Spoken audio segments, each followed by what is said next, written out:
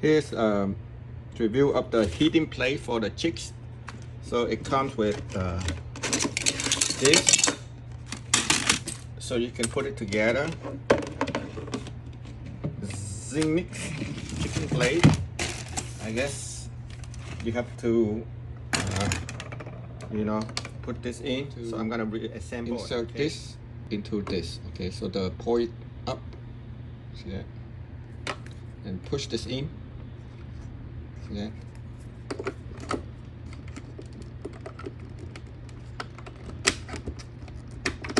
There. The cone, so to prevent it from roosting. So that's that right there. And now I just put it on top of that, like that. So that way it doesn't, they don't clamp on top.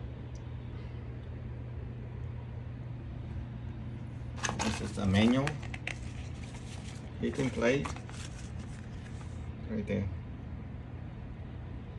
The brooder blade, heating plate in the brooder. The chickens is able to go underneath. The chicks, I mean, if it's too cold outside. So it's a good thing. It keeps the chicks warm, chicks happy. Those are Easter eggers, leghorns, and astrolobes.